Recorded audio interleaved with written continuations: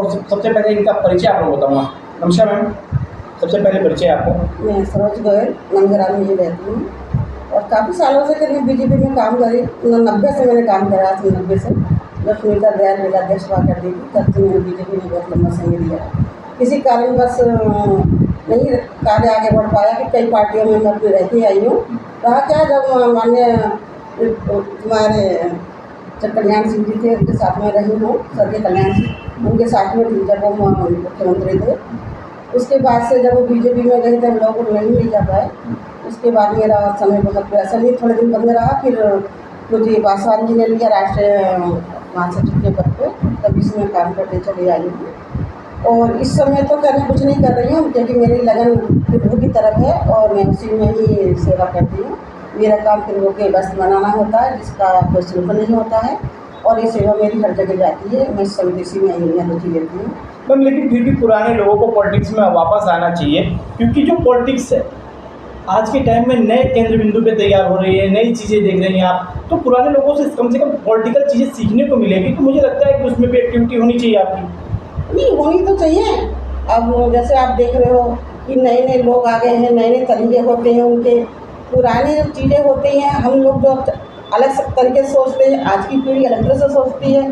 सोचना माना कि अलग कोई बुरी बात नहीं है, लेकिन कुछ उनको अभी तो अनुभव होता है। तो पुराने लोग जो राजनीति करे बैठे हैं, आज की यंग पीढ़ी क्या करती है, वो अपनों का ये आदर नहीं करती है।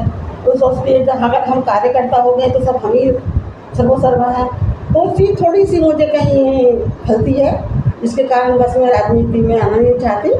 और इसीलिए ही मैं समझती थी कि क्यों ना प्रभु के कार्य करे जाए और उसी में अपना जीवन लगाया जाए। तो ये लोगों से पता लगा कि आप रेलवे बोर्ड सदस्य रही। लोग कहते हैं सरोज गोयल रेलवे बोर्ड सदस्य थी तो काफ़ी कुछ यहाँ पे अच्छा था लोगों के लिए, ट्रेनों का चलना और बाकी चीज़ों में एक्टिविटी अच्छी रही आपकी। आज के टाइम में वो देखिए नेता तो बहुत कुछ हैं, नेता बहुत सारे निकल करके आते हैं, खासतौर से महिलाएं। उस समय महिलाओं की राजनीति में आना ही बड़ी बात थी, वैसे समय आपने राजनीति की। अब क्या लगता है आपको?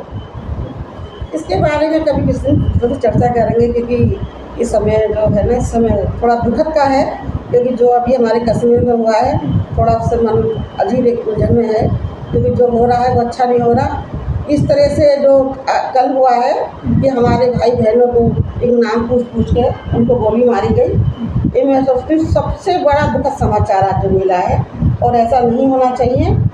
कश्मीर का वो क्या चाहते, कश्मीर कभी इस तरह छीन लगे? कश्मीर तो कभी हमारा उनका था ही नहीं। कश्मीर शुरू से हमारा था, वो हमारा ही है, हमारा ही रहेगा। वो लाख जतन कर लें, रात दिन गोलीबार प्रोत्साहन हुए पे, क्या हिंदू यात्रा करना भूल जाएगा? क्या वहाँ जाना भूल जाएगा? ये कहाँ की सोच रख रखी है उन्होंने कि चलो यार हिंदू को मार देंगे तो कश्मीर से हम छीन लेंगे। कश्मीर तो उनकी कभी ताकत नहीं है कश्मीर को छीन लेंगे। और रही इसकी बात कि वहाँ जो बैठे थोड़े नेता लोग इस तरह की बातें कर रहे हैं, और इस समय अच्छी बात नहीं है। सोशल मीडिया पर चल रहा है कि उन्होंने जाति नहीं धर्म पूछा, उन्होंने जाति नहीं धर्म पूछा और धर्म पूछ करके गोली मारी। तो इसका मतलब उनका जो टारगेट केवल हिंदू था। हिंदू में क्या अगला, क्या पिछड़ा, क्या जनरल, क्या ओबीसी, क्या एससी, वो नहीं था। इस पर क्या कहेंगे? नहीं, देखो उनका मकसद सिर्फ हिंदुओं को टारगेट है, उससे उन्हें कोई पिछड़ा से उससे कोई मतलब नहीं है। सिर्फ उनका जो टारगेट आतंकी होगा सिर्फ ये है कि हिंदू वो हिंदुओं को ही हमें मारते हैं। एक ही चीज़ से लेना देना किसी का नहीं है। तो उन्होंने जो करा है वो हिंदुओं को नाम पूछा है, नाम पूछ कर गोली मारी है। और ये पाकिस्तान की शुरू से करतूत रही है। पाकिस्तान हमेशा से ये जो करता है वही करता है, क्योंकि आतंकी हमेशा रहे हैं और आतंकी को पालता है। अब कोई ना कोई विवाद हो कश्मीर में बनाता रहता है। और मुझे तो सिर्फ यही बात कहनी है कि सभी मैं अपने देशवासियों से कहती हूँ, सबसे बड़े तो वो हमारे भाई योगी जी हैं और मैं उनकी बहुत प्रशंसा करती हूँ जो काम कर रहे हैं। साथ ही साथ हमारे प्रधानमंत्री जी हैं, उनसे मैं निवेदन करना चाहती हूँ, निवेदन प्रार्थना ही है। अब जो समय आ जाना चाहिए जब हमें पाकिस्तान को जवाब देना चाहिए। बहुत समय हम चुप रहे, सभी मतलब सरकार हमारी सोचती रही चलिए युद्ध ना हो, अच्छा है समझौता हो जाए। कहीं बहुत कोशिश भी करी उन्होंने, ऐसा नहीं करी नहीं, लेकिन अब किसी चीज़ से मैं सोचती हूँ कोई फायदा नहीं है। क्यों ना एक बार तुम्हारे पाकिस्तान को ही खत्म कर दिया जाए।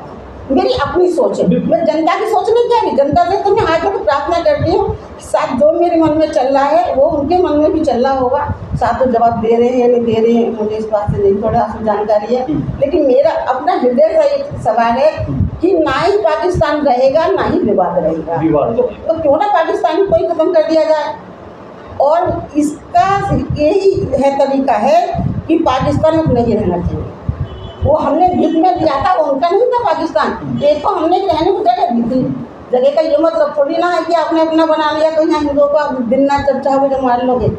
एक नेता है, उनका बयान ये आया कि हमें उनसे तो ज़्यादा यहाँ के रहने वालों से डर है। ये भी बहुत बड़ी चीज़ होती है कि वहाँ तो जो डर है ही है, लेकिन यहाँ जो लोग शरण दे रहे हैं उनसे भी डर है। जैसे हिंदू से नहीं, और मुसलमान जो कश्मीर में समर्थन कर रहे हैं या शरण दे रहे हैं, तो डर उनसे भी है।